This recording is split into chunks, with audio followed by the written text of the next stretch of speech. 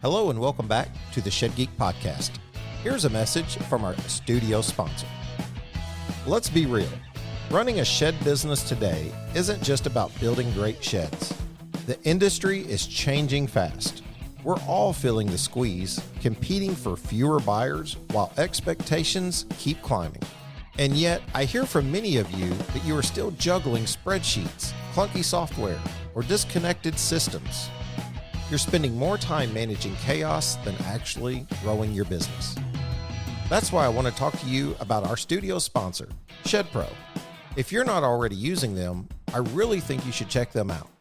ShedPro combines your 3D configurator, point of sale, RTO contracts, inventory, deliveries, and dealer tools all in one platform.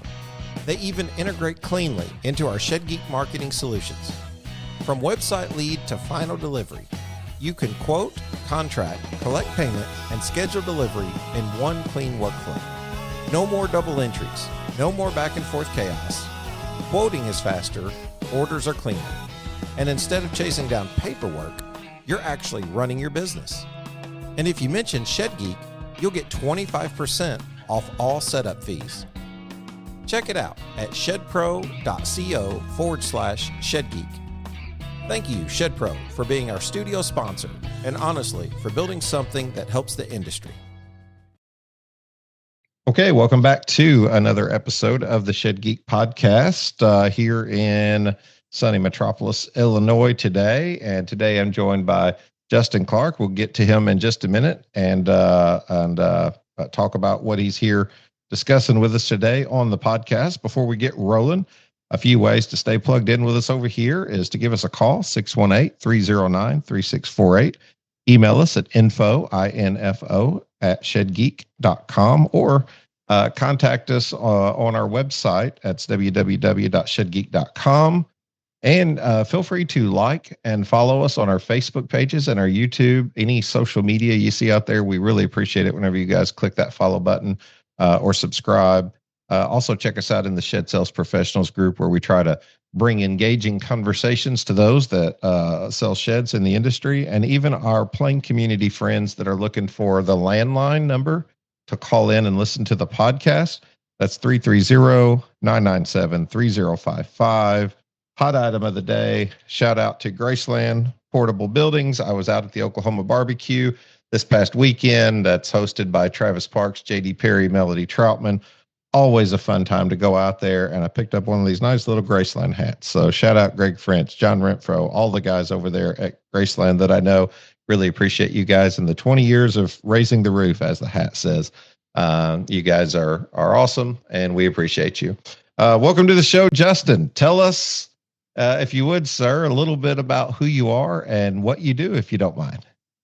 Yeah, thank you, Shannon, and good to be with you and your audience today. So I am a trademark attorney, but if I'm at a cocktail party, I like to tell people that I help protect brands. That seems to resonate a lot better than attorneys. You know, attorney, use that word and it kind of has negative connotations. People kind of turn off. So I try to talk about what I do in a more, I guess, entertaining or interesting light, because it really is an interesting area, and I'm glad that I get to be in this area and counseling people on it. So I actually got my start in a different field entirely. I used to be in marketing and sales, and I worked for my dad's business. Actually, he was a printer, and I got experience pretty much doing everything from building their website and then eventually transitioning into client relationships and sales. And that's kind of where I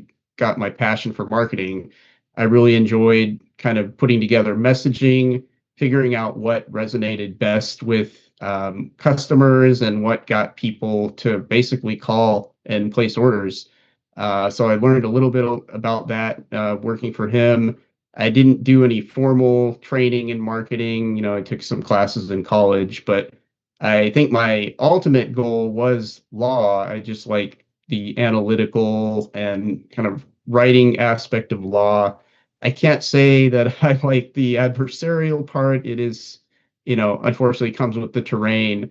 But I find in, trademark law, there's actually a lot of room for kind of cordial negotiations, discussions, and that's kind of my goal. I like to advise clients ahead of time on how to avoid the really sticky adversarial situations.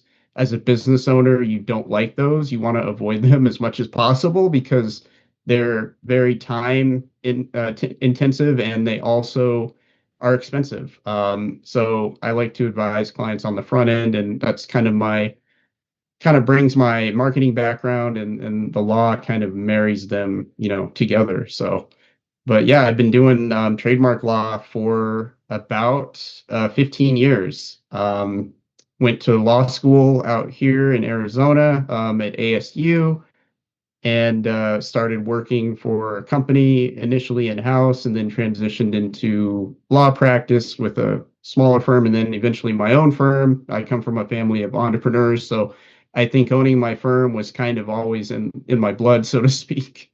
And it's great because I get to kind of level with other small business owners who are pretty much in the same boat, different fields, but we all have the same concerns. We're all trying to promote our product or service, serve our customers or clients in the best way we know how. So that's just kind of a little bit of my backstory.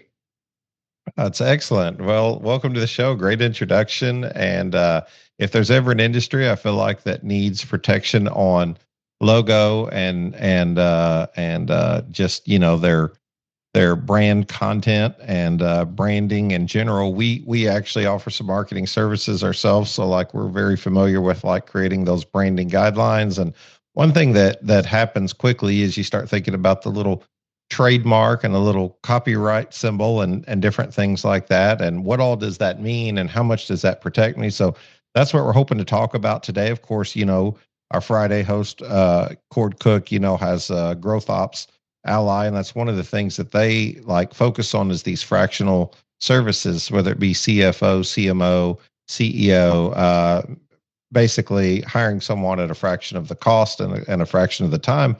And one thing that comes up almost immediately in that marketing conversation is like, how is your brand protected? What steps have you taken? So I did something different today. I normally just take off the cuff sort of like thoughts, and I actually use Chat GPT to give me a host of questions that we're never going to get through unless we do a 3-hour conversation here today, Justin. But you know what? We'll run down and let's see what how their questions line up against the things I'm thinking. You've already told us how you kind of got into marketing and law, and then into brand protection. How about this? Let's just start off the top. What made you focus specifically on trademarks and brand protection? Yeah, so I've always had an interest in how companies are represented in the marketplace. Growing up as a kid, I really enjoyed, Legos. And back in the 90s, Legos were a lot different than they are today. I don't know if you remember how Oh, absolutely. kind of basic the sets were. I mean, but even then, I came to understand as a kid when you walk into Toys R Us, which unfortunately doesn't exist anymore. KB Toys too. I mean, you'd go through the mall and you'd have your favorite store you'd always go to, and you always looked out for the imaging. So Toys R Us, they had Jeffrey the giraffe. They had that distinctive font and layout and lettering that you could see from a mile away if you were a kid on any one of those marquees, on the side of the road. So I knew as a kid, hey, I like colors, I like logos, they're fun. And it was a way to help me find the products that I really liked. And maybe it was just all the imagery. I don't know, maybe that's common among kids. But for me, it was always I used to design like logos just for fictional companies. It sounds kind of nerdy, but it was it was a way to blend art and commerce in my mind. So even from a young age, I didn't even really know what a trademark was, of course, and I didn't really know the significance of trademarks, even doing marketing and branding work. Trademarks to me were just kind of always something in the background. I mean, you always see that TM or circle R, and you assume that they mean something important. But I think when you're in the marketplace, you're so focused on selling your product and just getting the messaging out, and these kind of legalities, if you will, are just kind of like an afterthought. So I think just growing up, I knew there was something to logos and branding that really fascinated me, and didn't really understand the legal significance of that until I actually sat down, a little bit before law school and even during law school when I realized I wanted to be in the field of trademark and copyright law and understood, okay, here's why these legal protections are so important. Hey, Shed Geek listeners. I'm Joe Ignis, owner of Velocity 360.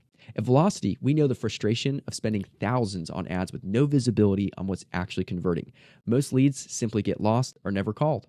Ask yourself, does your team respond to every lead within 60 seconds? If they're unresponsive, do they follow up at least 14 times? The reality is your team should be closing, not chasing. They don't have enough time to follow up like they should. All that manual follow-up is exhausting, and it distracts from your hottest leads. Problem solved. Velocity 360 is a white glove, turnkey, shed-specific CRM solution for your sales team. We increase your lead response rate to over 60% without any extra effort from your staff. They just need to pick up the phone and start the conversation once the lead responds. We give you total visibility. You'll see your conversion rates, average sales price, and exactly which ads generate the most revenue and more. No more flying blind. We speak Shed. It's all we do. With 100% American-based support, we build the system for you. We don't just show you how it works. We build it how you want it to work. Stop leaving revenue on the table. Call us at 865-672-8175 or visit velocity360crm.com/sheds to book your call today. I can tell you it's the first time I think I've had a reference to KB Toys on the podcast in near 500 episodes. Oh, and it's really? also the first time I've thought about it in 30 years, but I totally remember our local KBs. And then Toys R Us, even, now here locally, the Ollie's came in and took over where the Toys R Us was. But when you think about that brand, even in general, the traditional backwards R and how other things have begun to become an R Us. And think about even the dynamic of that protection. So very awesome story. What's one mistake you see business owners make over and over when it comes to their brand? Yeah. And I'll just preference this, Shannon, by saying, what I'm talking about is it'll be general legal knowledge. Anybody in the audience, though, I mean, they should talk with their own legal counsel. I'm just here to kind of share the good news, as it were, of trademark law, and just share some principles on that. And I would also just caution people, be careful about going on places like ChatGPT. I think there's a big push to show that ChatGPT does actually provide legal advice, and it unfortunately doesn't provide good advice most of the time. And hopefully, if it's worth its salt, it'll tell you at the end, yeah, you should consult your own attorney on this. So I would just caution everybody, talk to legal counsel about any particular issue that you might have. But with that being said, let me get back to the original question and just remind me again, Shannon. I'm sorry, I went off. No, you're good. Engine. No, you're good, Yeah. because it's really good for things like this with giving us questions. But you're absolutely right, and I've actually had a conversation with a lawyer recently that told me the exact same thing. We're friends with the local city attorney, and that is the problem. Is a lot of people will go to ChatGPT and sort of use it as their legal resource. Well, it's great to give me some questions for an interview, but I don't want to trust ChatGPT to give me legal advice. So I'm glad. Yeah, I'm glad absolutely. you said that here. But so original questions, just kind of what's a mistake that you see in general that people do or don't do to to protect their brands? Well, I would say number one is they actually don't protect their brands. And what I mean by that is they don't file the appropriate applications for their brands. So generally in the United States, in order to get what we would call a registered trademark, you have to file an application with the U.S. Patent and Trademark Office. And the reason why that's important is because it gets you kind of your rock solid recognition that your brand is protected. It meets all the legal requirements for a trademark. And if you were to ever need to sue anyone in court, it'd be federal court. That trademark registration, it automatically out of the gate tells the court, okay, this application or this trademark has been reviewed by the federal agency in charge of granting trademarks. So we're automatically going to presume that it's valid, which does a lot of legwork for you in a trademark lawsuit. That's one of the benefits. Another benefit is that it gets you registration in all 50 states.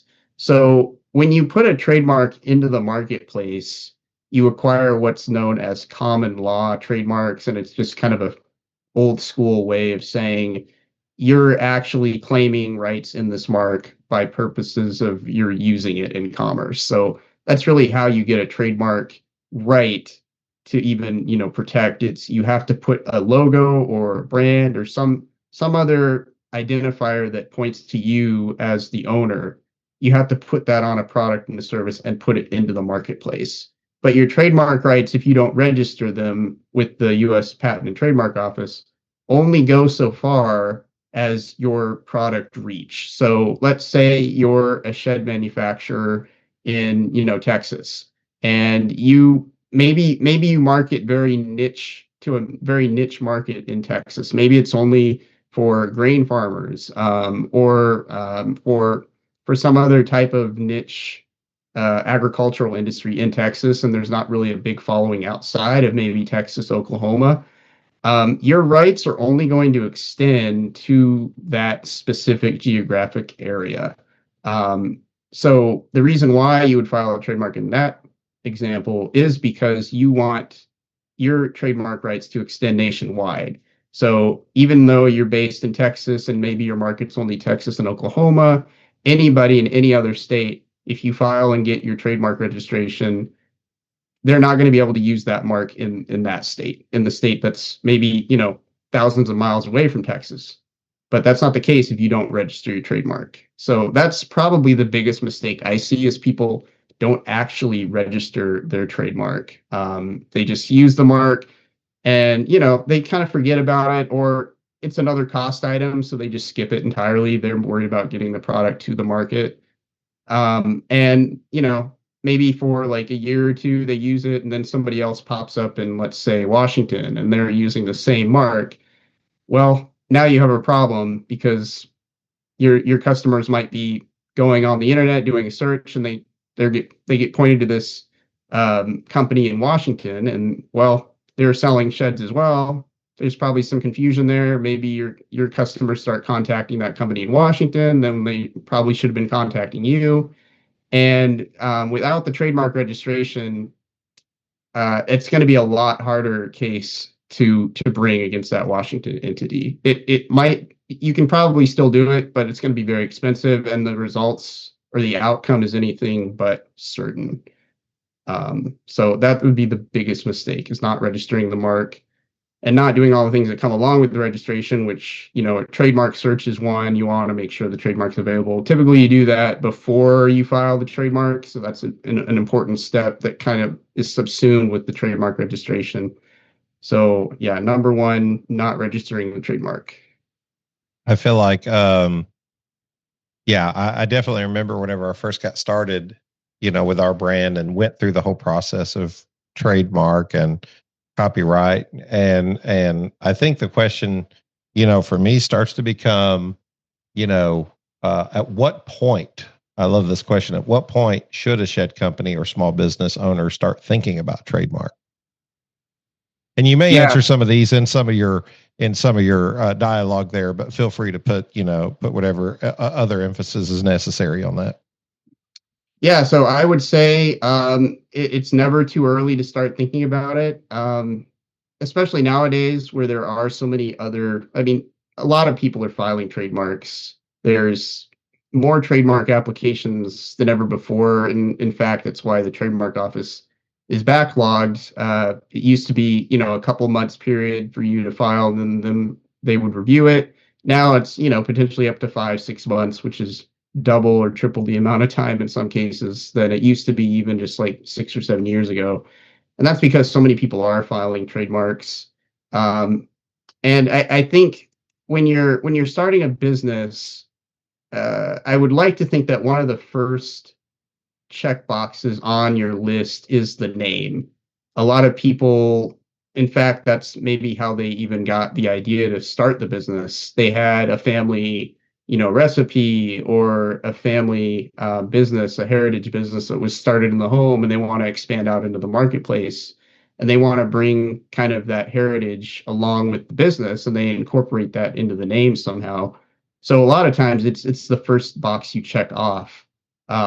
And really, I mean, as I said before, I think when you do evaluate names, you should be checking for other names that are out there, and whether you know it or not, when you're seeing if there are other names that are already taken that are similar, you've already kind of started the trademark process, because your number one concern is, well, is this name available? It's like when you go on and do a search for domain names and you want to register the domain name, which, by the way, I would probably also advise that you do relatively early on in the trademark or business formation process. You should definitely see if there's any domain names that are, usable, and register as many as you can, within reason. You can't buy 1,000 domain names, but that's another important step. And I think the reason maybe business owners gloss over it is they just think, well, I've got the name.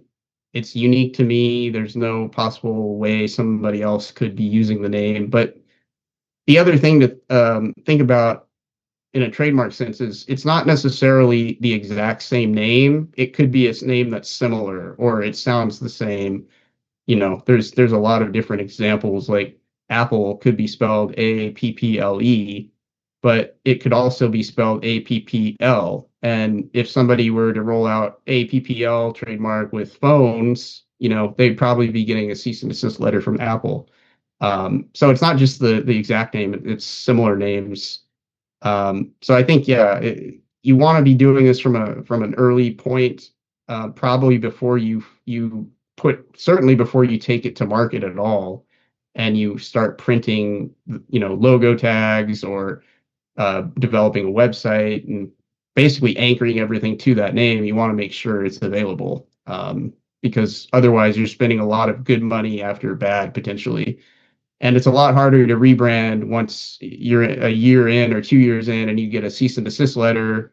Oh no, somebody else is using the same mark or similar mark, and they have a lot of firepower behind their name, and then you end up spending tens of thousands of dollars to rebrand.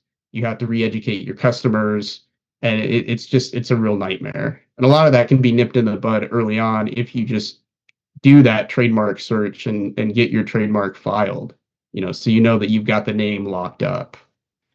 In many ways, I've said, whether this is a good metaphor or not, it's like life insurance. You hope to not have to use it, but it's good to have it whenever it's time to use it. So yeah, that's me, that's why they matter so much. And you mentioned domains, so I feel like I'm going to skip straight to this question, and it may be sort of asking the question in a different way, but this is important to me, especially for somebody who works in protecting. It's not just the brand now, it's the digital assets, it's the digital landscape, and what does it mean protecting your brand online? What does it mean? And people see this all the time, even this industry, from other people selecting a name. It makes it harder to get to turn into an LLC or S Corp or C Corp, or however you're running your business. But this question I'm really curious at. What's the difference between a trademark, a copyright, and just owning a domain name? Ready to take your rent-to-own to the next level? RTO Smart is the all-in-one web-based platform built to simplify and streamline your entire rent-to-own operation. Designed by experts who know the rent-to-own industry inside and out, RTO Smart brings contracts, payments, customer accounts, reporting, and more into one centralized system, so your entire rent-to-own workflow can finally live under one roof. Whether you're a rent-to-own company replacing outdated software or a manufacturer managing your rent-to-own program in-house, you'll gain the control, visibility, and efficiency you need to take your operations to the next level. And when you need support, you'll work with the same knowledgeable people every time. Experts who know the industry inside and out and who know how you operate. Upgrade the way you manage rent-to-own. Visit rtosmart.com to book a live demo today.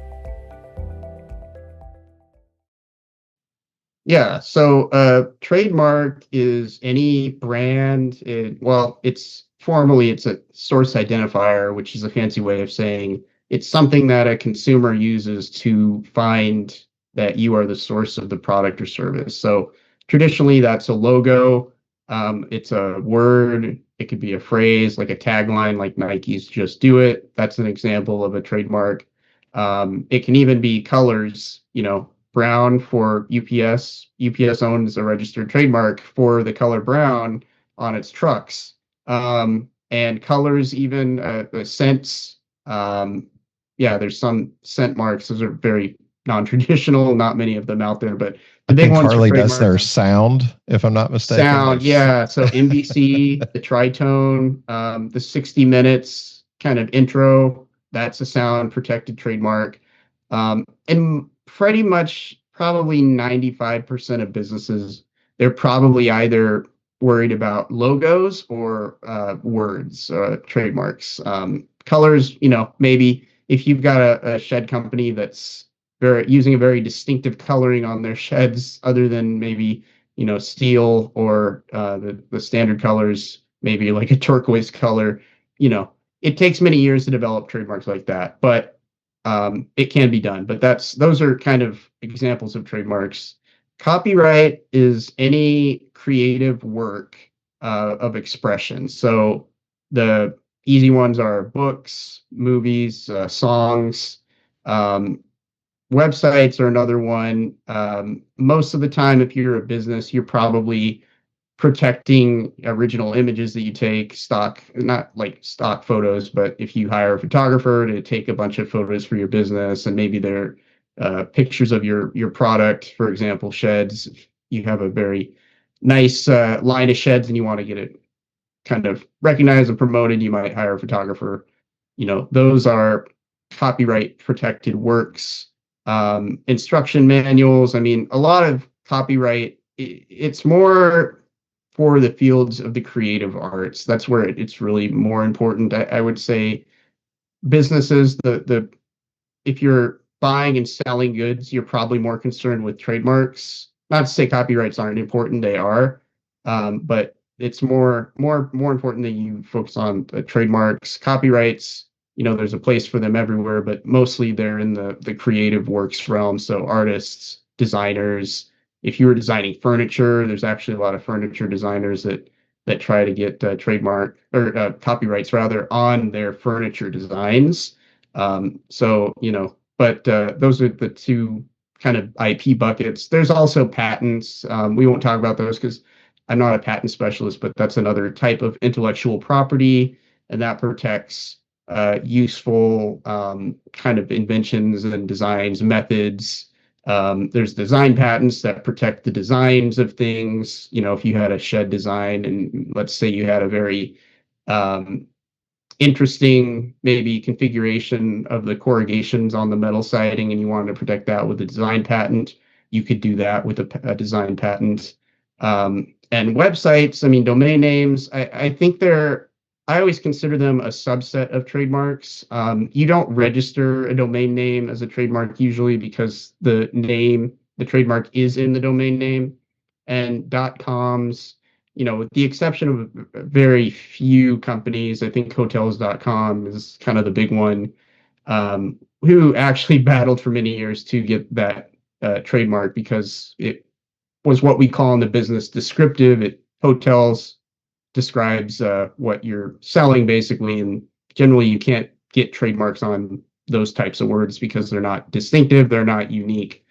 But if you were a website, let's say you're a company that owns a couple trademarks, and really important part for your protection for domain names, and I would say probably account names as well on social media sites like Facebook, Instagram, it is going to be your name. You're going to want, to lock up the rights in the .coms, the Instagram handle that you want. X, I don't know if a lot of people are on X. I think bigger businesses probably get a lot more bang for their buck on X than standard kind of smaller B2Bs. I think it's more B2Cs on X, and even then, I think X is more of an echo chamber, to be honest with you. So it's probably more important that you focus on Instagram, and maybe Facebook. But yeah, that's pretty much the gist of those three areas. Yeah, I would say obviously I'm biased, but trademarks are most important, and everything flows from that in terms of like domain name protection. So Well, it gives me four options here in real world scenarios. I'm going to pick the one that I think, because there's so many options here to just talk about that I think might make for the best conversation. Have you ever seen any real cases where someone lost their brand or had to rebrand, and what happened if so? yeah, so I'll just kind of reference a couple real world scenarios. These are not my clients, but they are, real world cases that I think might be illuminating.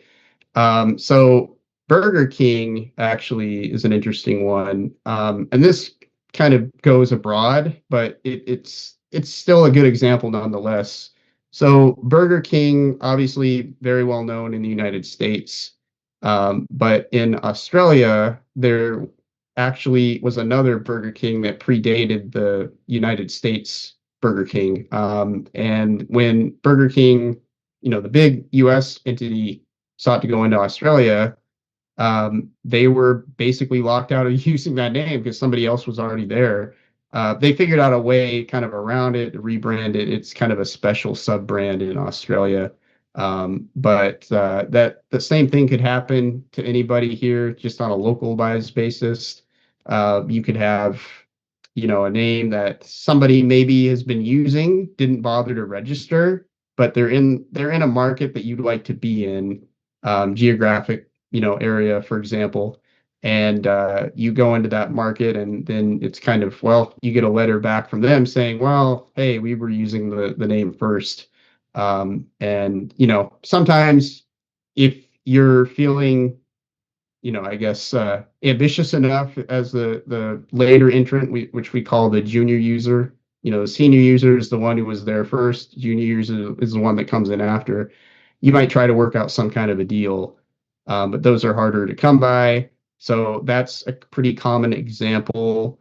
I think I spoke to you previously about the case of the Iceman trademark in the well, you've got one player in the in NBA who was using that name for a while. He played for the San Antonio Spurs. His name escapes me, but if you just Google Iceman, you'll be able to find it. He started using the name, or he was given the name rather, I think, by his fan base back in the 70s and 80s. And then recently, there was a quarterback for the Bears who also wanted to start using the name Iceman and actually filed the trademark application for it. And that's still pending. The original NBA star who was using Iceman never registered it. Now he's fighting the NFL player who filed for the mark. And it's probably going to get a little messy. I don't know. I would like to think they'll try to work out some kind of a deal. But another example of just not to sit on your rights. If you have a name, get it registered, because somebody else can come in and file the trademark, and then you're kind of playing from a defensive position there. So, that's another example. Taylor Swift is actually very active with her trademark activities. And she recently, I think, had a dispute with a fan. Um, anyways, I'm not remembering the details, but Taylor Swift will actively get trademarks and then send out letters to other fans who might be generating the mark on like fan art. And I think that's kind of bad PR, but it happens a lot when you have aggressive trademark owners. So yeah, that those are just kind of a snippet of some of the issues I've seen. And it really kind of ties back to not registering the mark to begin with, or not doing a trademark search that would uncover, potential conflicts. Because once you get into litigation, it all bets are off, and you're not going to want to be in that position if you're a business owner and you're trying to build up, a business. Last thing you want to be doing is spending lawyers on attorney's fees. So I got to tell you, I think there's a MMA fighter out there with the nickname Iceman too. So it's just oh, pure really? chaos Yeah. in the sports worlds. Yeah. It's lots of issues in sports for sure. Logos, marketing, content. If someone pays a designer for a logo, do they automatically own it? This episode is brought to you by ShedSuite, the complete shed business management software. From inventory and quoting to e-commerce and delivery scheduling, ShedSuite keeps your whole operation running smoothly. Today, leading shed businesses are focusing on digital marketing and building their online presence because that's where the customers are. That's why ShedSuite now offers full-service marketing. Everything from ads, social media, and SEO to stunning websites, branding, video, and even photography. The best part? Your website pulls straight from your ShedSuite inventory. Update it once in ShedSuite and it's live. No more managing two systems like with WordPress or WooCommerce. Ready to grow? Go to ShedSuiteServices.com to learn more and schedule a call. Let's grow together. Well, it depends. That's a key phrase in the law. It depends. A lot of people get mad about it because it's wishy-washy. But yeah, it's interesting. I actually just read a case about this very issue yesterday. I can't remember the name of the specific company. I think it was Sunshine. But it was a brewery who had it was a group of friends who had designed a logo and gotten this brewery together. One friend designed the logo originally, and it was very informal. I think there was maybe a handshake, like, "Hey, yeah, I'm gonna design this logo for you guys. The business gets to use it. You know, I'm technically a partner in the business." Well, fast forward to, 10, 15 years later, that company gets acquired, and there was no formal transition of those trademark or the logo rights, which would be at this point, I think he was asserting that it was a design, so it was a copyright. He claimed the original designer claimed a copyright on that logo design, and it didn't get transferred cleanly over during the acquisition, and negotiations between the designer and the new company fell through, and now there's a court battle over basically copyright infringement. So yeah, I mean, I think it all comes down to what's in the contract between the designer and the company that designs or that uses the logo. So because designs, copyrights, depending on how they're kind of set up or how the arrangement works, some of them might be works for hire, or they might just be works that the copyright owner is creating. They're considered the author and the owner potentially. So you want to make sure that there's an assignment of those copyrights in the logo over to whoever got the logo made. And in terms of trademark works a little differently. But this is one of those areas where trademark and copyright can kind of overlap because you have the design part of it, which might be separable from the trademark rights. Trademarks they accrue to the person who uses them. So if you put them on the product, the designer is not designing the logo and putting them on the product, but the company who got the design is. But I think you would want to make sure as the company that's using that logo that you have both the copyright and the underlying logo locked up, meaning it got transferred over to you. And in terms of what you'd be protecting on the trademark side, I think if I were that company, I'd probably get the assignment of the rights in the logo itself and then trademark it. You're going to get more, I think you're going to get more protection on the trademark side in that situation than if you were just getting a copyright on it. I mean, copyright's only going to protect that design itself. It's not going to protect it as a source identifier, so to speak. So, yeah. Really, really good info. I'm enjoying this. There's a question that's very relevant to us in the industry because I feel like we see this a lot. Social media, websites, a couple different things. Can you get in trouble for using images, fonts, or designs you find online? Yes, you can. And it's something you should be very careful about when you're using, a picture. So just because it's on Google or any other platform, even if it's not on a like a stock photo website, and those are pretty easy to spot. Usually they have watermarks on them. Just assume if it's online, somebody owns it. And you may or may not be protected as, fair use, which is kind of the phrase that people throw around for defending against, use of an image that they didn't pay a licensing fee for. They try to dress it up as a fair use, but the fair use in most, pretty much all commercial contexts, it's not available as a defense, or I should say, an effective defense. So yeah, I would assume if you're a business and you're online and you're looking at content, an image, and you really like it, I would either try to get the rights to that image, and maybe that entails going to the rights owner, negotiating a license, or if it's on the stock photo website, read the fine print, because even on stock photo websites, they have different licenses. Some of them allow for the things that you want to do, others don't. Typically, the more expensive the license, the more you can do with it. So that's probably the more cautious route to take if you're going to be using these images on marketing and stuff like that. Fonts, same thing.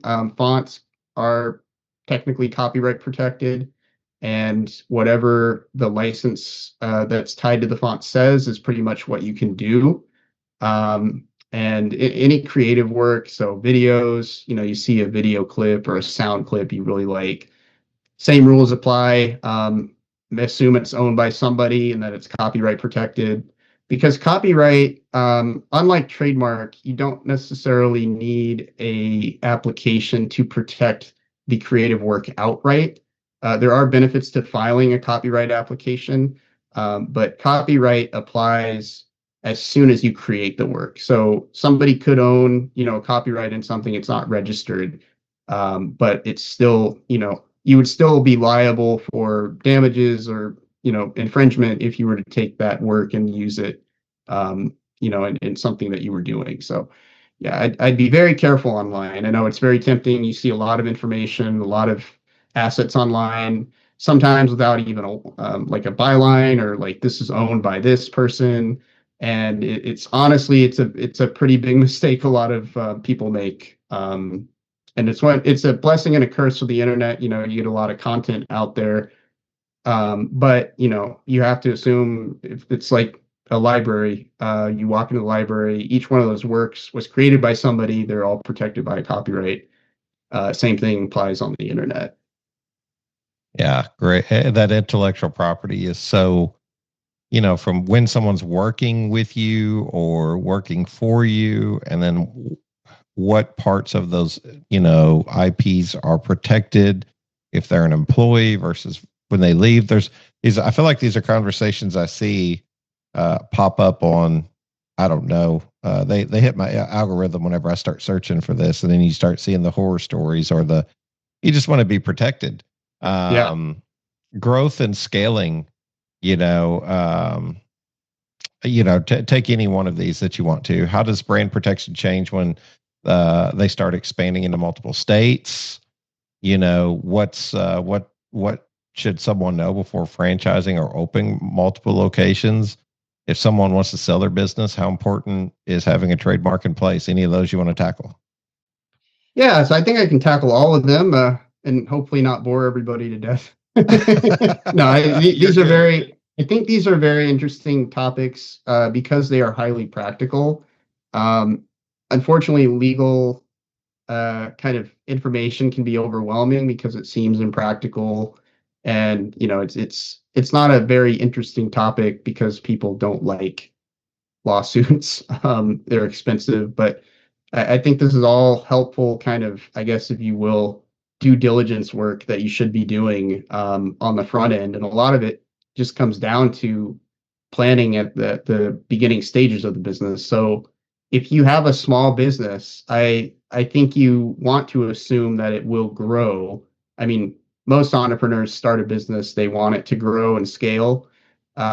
And in the trademark realm, that doesn't necessarily, your strategy doesn't necessarily change too much if you're growing from state to state because you've already done all the front end work. So if let's say you're a new business, you've just filed your LLC paperwork, you're looking at a name now and you're doing, a search to see if that name's available and you find that it is, great. Next step should be a trip to the trademark office to file your application.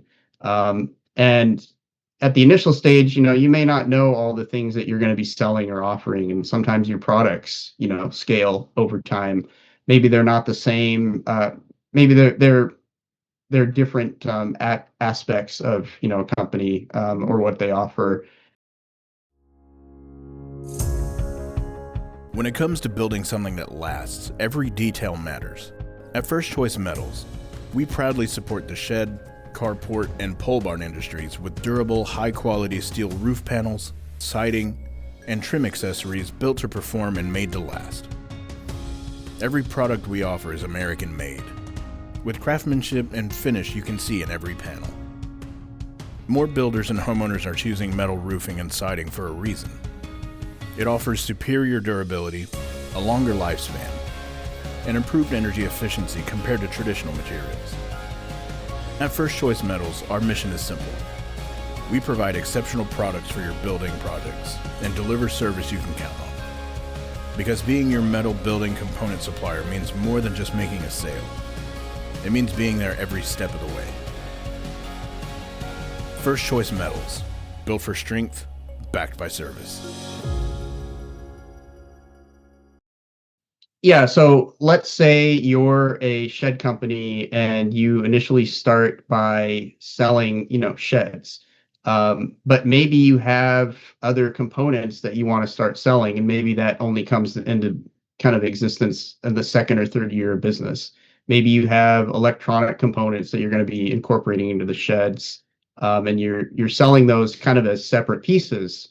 Maybe you have I don't know, GPS units that you want to attach and you built them, they're proprietary and you don't want people selling them, apart from the company or, an authorized distributor because they are aftermarket parts. Those are different products entirely, obviously, from sheds. And that might be a situation where you say, okay, maybe it's time to file another trademark application for these goods because they're not covered by our initial application, which was only for sheds. So that would be an example of scaling, and sometimes that comes in the second or third year after the business. The good thing about scaling or growing your company from state to state is if you have a trademark registration, it already covers all those states if it's through the U.S. Patent and Trademark Office. So you don't have to file a new application if you open a new branch office or have a new distributor in another state and they start selling your product because your trademark already covers that.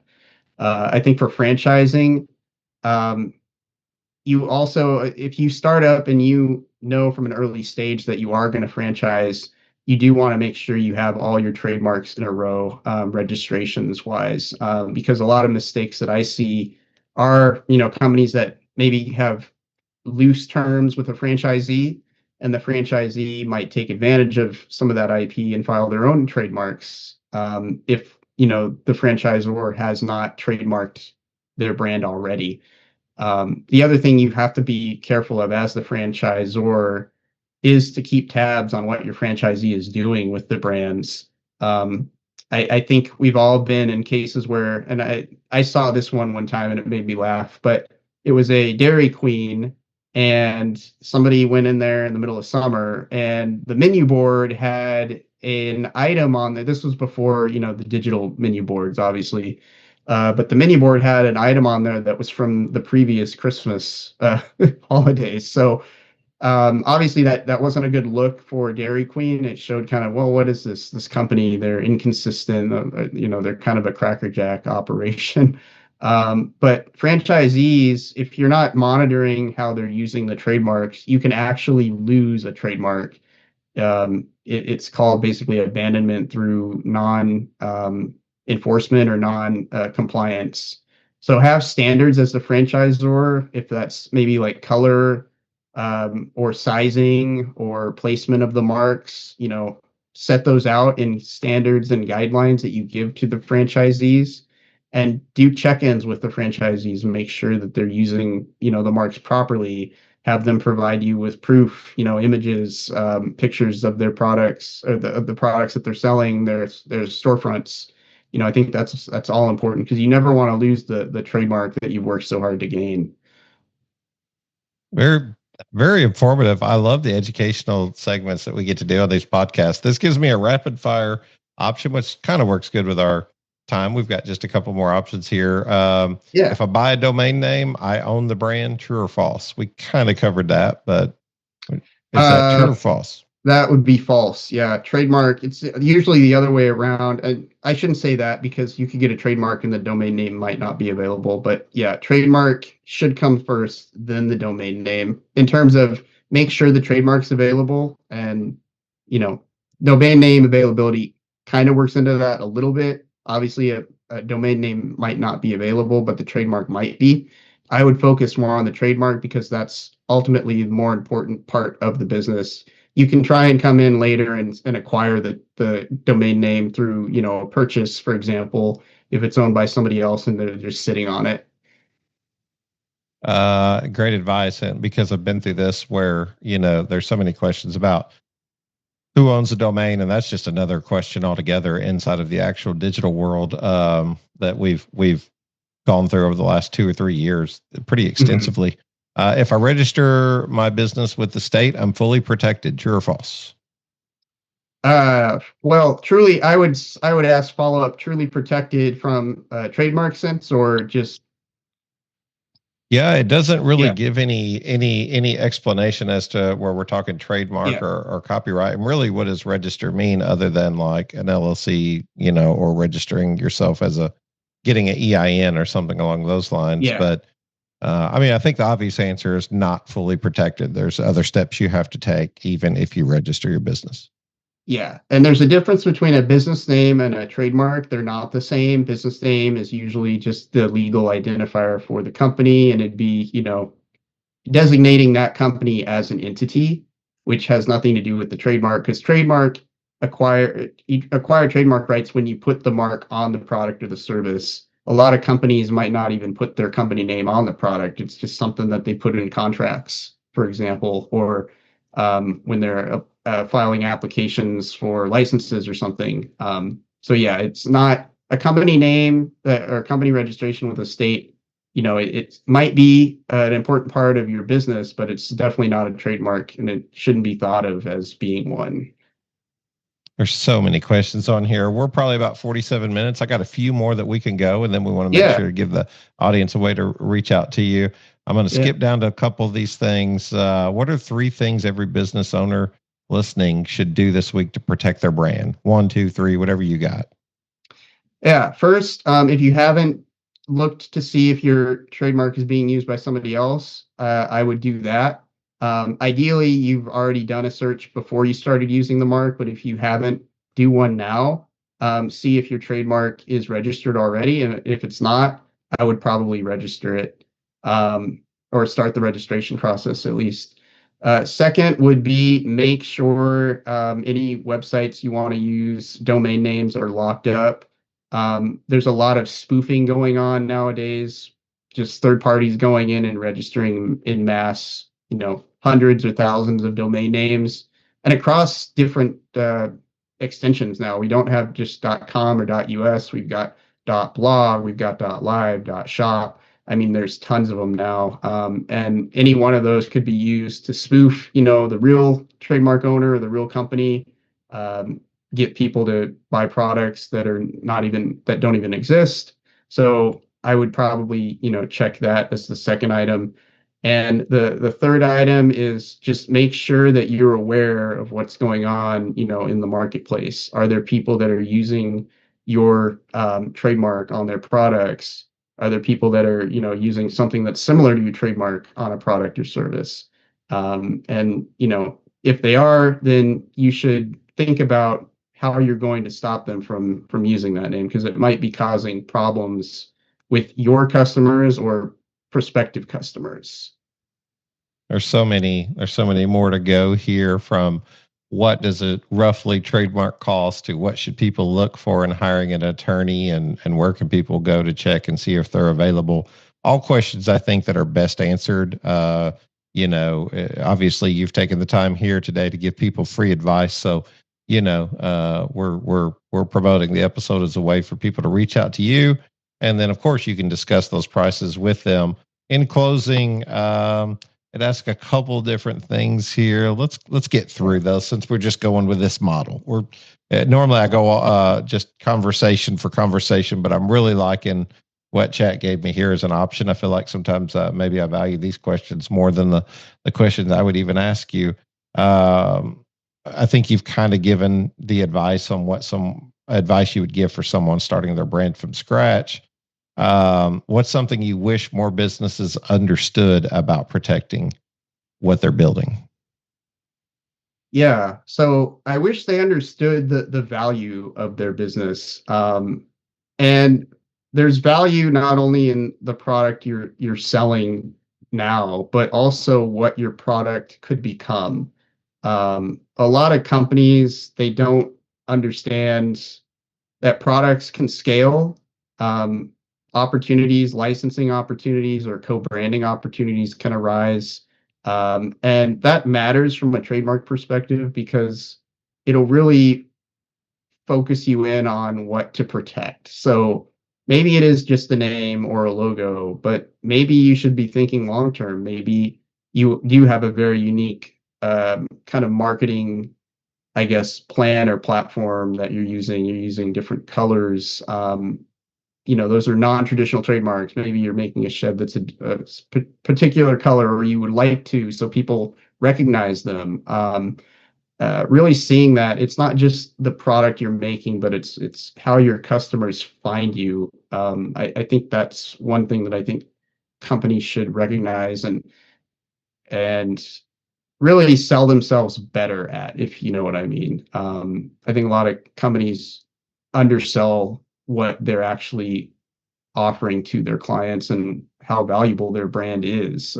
It's not just, trademarks aren't just about, you as the company. They're about, your customers and the transactions and the purchases that they make over and over. And each time they buy something and they have an experience with your product, they're having, hopefully a positive experience. That all builds over time. And that's, trademarks can be very, very valuable. They could be tens of millions of dollars. In fact, the Twinkie name, I think a number of years ago, when the original maker was going through bankruptcy, they were auctioning off just the Twinkie name itself, and it sold for 20 or 30 million dollars, just the name. Wow. Yeah, names, every time, they start off as a small piece of your business. Potentially you just think, well, I'm just putting them on the product. The product is the big ticket item because that's what the customers are buying. That's what you might think, but they're buying more than that. They're buying the experience with you, and that experience is encapsulated in the trademark or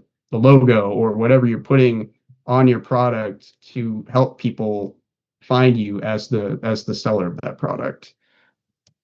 Man, if there's ever been an industry that is in the wheelhouse for the service that you provide, it is the shed and post frame and steel building industries. I believe I've traveled around to 30 or so different states interviewing different shed manufacturers, haulers, and suppliers, sellers, and products, providers and services to the industry. And it's very needed. And I think the most important question here is, where can people connect with you if they want help or have any questions?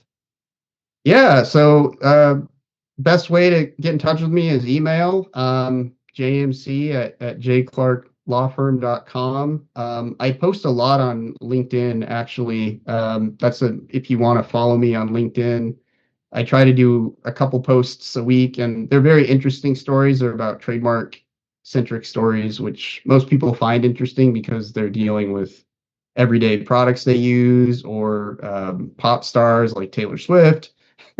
So they're interesting, but I also like to make them informative so you can kind of apply them to your business as well. So yeah, email is great. All of my social media accounts are posted on my website, jclarklawfirm.com as well. So yeah, if anybody wants to reach out to me, love to have a conversation with you about trademarking, copywriting, and learn more about you. It's really, you guys are the creatives out there. I'm just kind of your counselor. I'm an advisor. You guys have all the great ideas, so that's one of the great things too. I enjoy about talking with clients is they're the idea powerhouses. And they're what give me, things to post about on LinkedIn. Not about their business per se, but they might be, the next multi-million-dollar company that everybody's talking about, So Very good. And if you don't see it in the in our newsletter, and if you don't subscribe to our newsletter, just let us know. Contact me at info@ShedGeek or Deanna, DEANNA at ShedGeek.com. Give us your email address. We'll make sure to get you included in that. There's always different ways to connect with people in the industry, from software designers, paint suppliers like our friends over at Pittsburgh. There's just a lot of information there, including blogs on the newsletter. So you can go there, find out more about today's guest, read about it, but you can also just contact us over here at Shed Geek, and we'll be more than happy to put you in touch with Justin. Justin, thank you for being on the show today. Very educational show about a very much needed service that I know this industry would welcome and can use. And honestly, very educational for myself, even having a trademark and copyright. There's so much more that I still have to learn, and really just trying to protect your intellectual property and figuring out how you can protect others as we market them in the industry, creating logos, creating these brand guidelines, and hoping to get them in touch with someone to protect their digital assets right out of the gate, because an ounce of prevention is worth a pound of cure in this situation. And it's really nice to have this thing solved before you actually have to use it. And it scaves off a lot of unnecessary costs. Yeah, well, Shannon, it's great being with you. I appreciate the time, and great conversation. Well, thank you. I appreciate it. Justin Clark, for anybody who wants to know, give us a call over here at Shed Geek. We'll put you in touch. Thank you so much, Justin. Thank you, Shannon. Thanks again, ShedPro, for being the Shed Geeks studio sponsor. If you need any more information about ShedPro or about Shed Geek, just reach out. You can reach us by email at info@shedgeek.com, or just go to our website, www.shedgeek.com, and submit a form with your information, and we'll be in contact right away. Thank you again for listening, as always, to today's episode of the Shed Geek Podcast. Thank you, and have a blessed day.